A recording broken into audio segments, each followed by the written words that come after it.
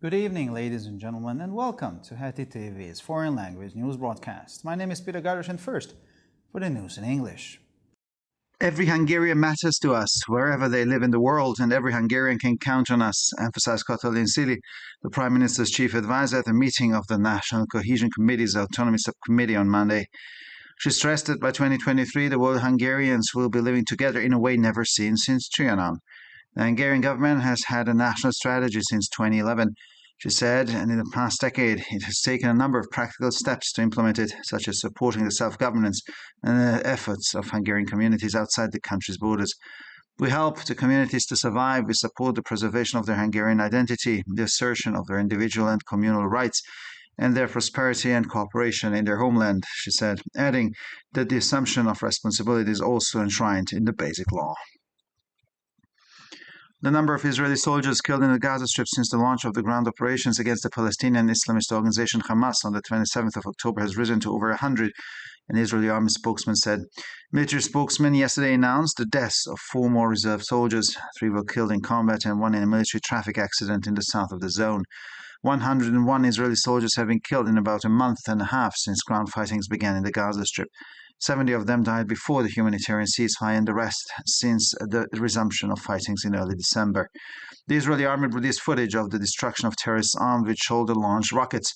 According to its statement, planes piloted by forces on the ground killed dozens of terrorists in the past day, including some who had emerged from a clinic. At the moment, war with Russia is unlikely, but it is not inconceivable, said Karel Rechka, the chief of staff of the Czech army in Prague.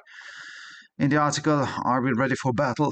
Karel Rechka said that conflict cannot be prevented by negotiation, but only by deterrence. He said Russia must be realistic about NATO's military strength and the will to defend itself.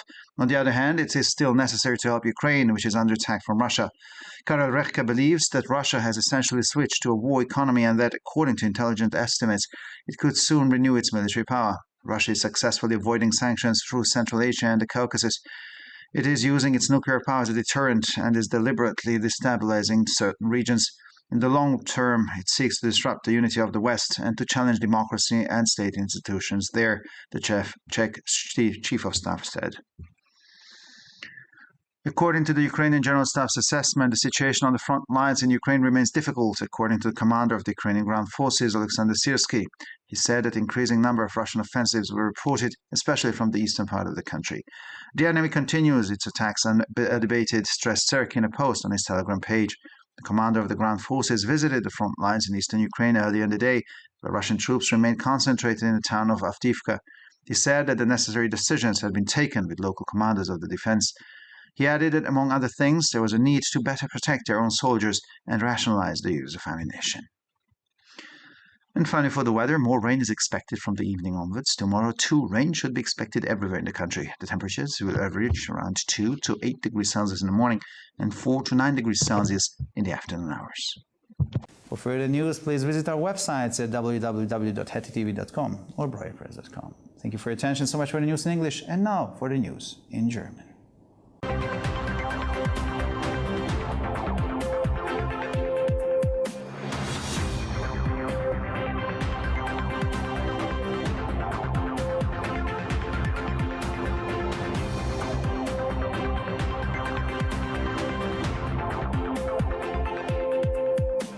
Schönen guten Abend, liebe Zuschauer. Mein Name ist Peter Gardosch und nun zu den Nachrichten auf Deutsch.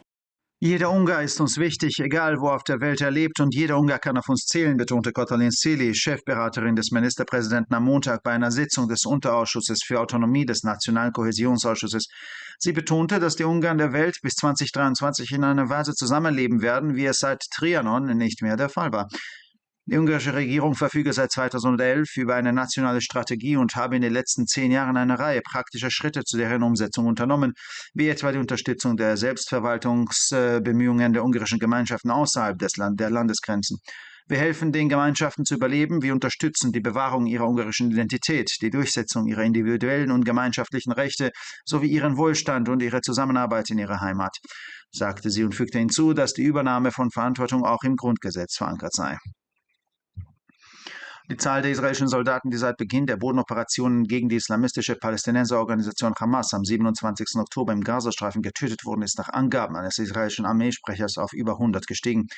Militärsprecher gaben gestern den Tod von 4 weiteren Reservesoldaten bekannt. 3 von ihnen kamen im Kampf ums Leben und einer bei einem militärischen Verkehrsunfall im Süden der Zone. In den 1,5 Monaten seit Beginn der Bodenkämpfe im Gazastreifen sind 101 israelische Soldaten getötet worden. 70 von ihnen starben vor dem humanitären Waffenstillstand, die übrigen seit der Wiederaufnahme der Kämpfe Anfang Dezember. Die israelische Armee veröffentlichte Filmaufnahmen von der Vernichtung von Terroristen, die mit Schulterraketen bewaffnet sind. Demnach töteten Flugzeuge, die von Bodentruppen gesteuert wurden, am vergangenen Tag Dutzende von Terroristen, darunter auch einige, die aus einer Klinik gekommen waren. Ein Krieg mit Russland sei derzeit unwahrscheinlich, aber nicht undenkbar, sagte Karel Rechka, Stabschef der tschechischen Armee in Prag. In dem Artikel "Sind wir bereit für die Schlacht?", sagte Karel Rechka, dass ein Konflikt nicht durch Verhandlungen, sondern nur durch Abschreckung verhindert werden kann. Russland müsse die militärische Stärke der NATO und den Willen zur Selbstverteidigung realistisch einschätzen. Andererseits sei es nach wie vor notwendig, der Ukraine zu helfen, die von Russland angegriffen werde. Karel Rechka ist der Ansicht, dass Russland im Wesentlichen auf eine Kriegswirtschaft umgestellt hat und nach Schätzungen der Geheimdienste seine militärische Macht bald erneuern könnte. Russland entzieht sich erfolgreich den Sanktionen durch Zentralasien und den Kaukasus. Es setzt seine Atommacht als Abschreckung ein und destabilisiert bewusst bestimmte Regionen. Langfristig versucht es, die Einheit des Westens zu stören und die Demokratie und die staatlichen Institutionen dort in Frage zu stellen, so der tschechische Generalstabschef. Nach Einschätzung des ukrainischen Generalstabs bleibt die Lage an den Frontlinien in der Ukraine schwierig, so der Kommandeur der ukrainischen Bodentruppen Alexander Syrski. Er sagte, dass immer mehr russische Offensiven gemeldet würden, insbesondere aus dem Osten des Landes. Der Feind setzt seine Angriffe unvermindert fort, betonte Syrski in einem Beitrag auf seiner Telegram-Seite. Der Befehlshaber der Bodentruppen besuchte im Laufe des Tages die Frontlinien in der Ostukraine, wo sich die russischen Truppen weiterhin auf die Stadt Awdijiwka konzentrieren. Er sagte, dass mit den örtlichen Kommandeuren die notwendigen Entscheidungen für die Verteidigung getroffen worden seien. Er fügte hinzu, dass es unter anderem notwendig sei, die eigenen Soldaten besser zu schützen und den Einsatz von Munition zu rationalisieren. Und schließlich zum Wetter für den Abend wird weiterer Regen erwartet. Auch morgen ist überall im Land mit Regen zu rechnen. Die Temperaturen werden im Durchschnitt zwischen 2 und 8 Grad am Morgen und zwischen 4 und 9 Grad am Nachmittag liegen. Für weitere Nachrichten besichtigen Sie bitte unsere Webseiten www.hettitv.com sowie www.breuerpress.com.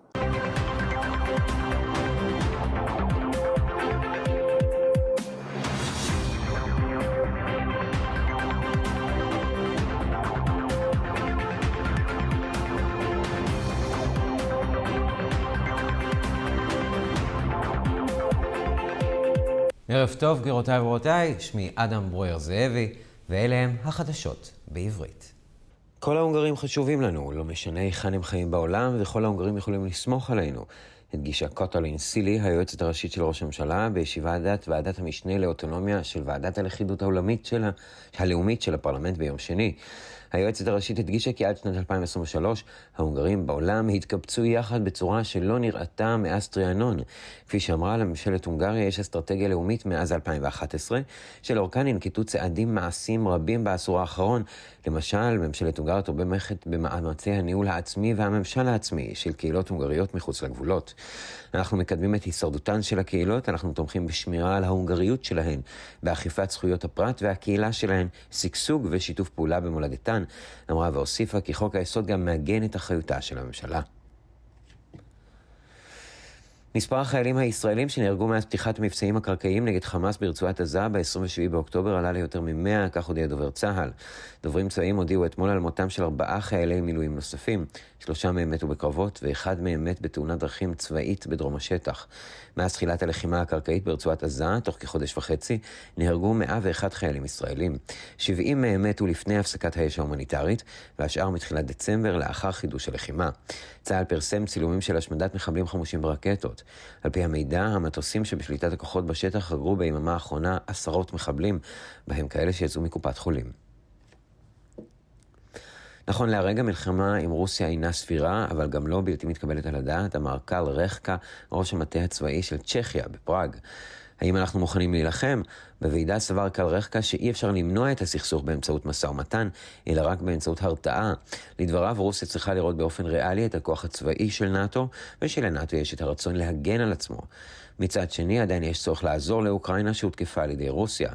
לפי קררחקה, רוסיה עברה בעצם לכלכלת מלחמה, ולפי הערכות שירות הביון היא עשויה לחדש בקרוב את כוחה הצבאי. רוסיה נמנעת בהצלחה מסנקציות דרך מרכז אסיה והקווקז. היא משתמשת בכוח הגרעיני שלה כאמצעי הרתעה ומערערת בכוונה את היציבות באזורים מסוימים. בטווח הארוך היא מבקשת לשבור את אחדות המערב ולהטיל ספק בדמוקרטיה ובמוסדות המדינה, אמר הרמטכ"ל הצ'כי. על פי הערכת מטה הכללי של אוקראינה, המצב בקווי החזית באוקראינה נותר קשה, אמר אולכסנדר סירסקי, מפקד כוחות הקרקע האוקראינים.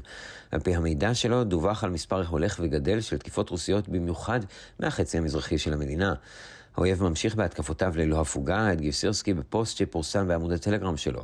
במהלך היום ביקר מפקד כוחות היבשה בקווי החזית במזרח אוקראינה, שם המשיכו יחידות רוסיות להתמקד בעיירה אבייבקה. לדבריו התקבלו החלטות הכרחיות עם מפקדים מקומיים לצורך הגנה. הוא הוסיף כי בין היתר יש צורך להגן טוב יותר על החיילים ולשפר את השימוש בתחמושת. וכעת למזג האוויר, בשעות הערב צפוי גשם במספר מקומות, יש להתכונן לגשם גם מחר. הטמפרטורות חזויות להיות בין 2 ל-8 מעלות בבוקר, ובין 4 ל-9 מעלות אחר הצהריים. לחדשות נוספות, אנא בקרו באתרי האינטרנט שלנו, ב-hettytv.com או broyerpress.com. תודה רבה והמשך ערב נעים.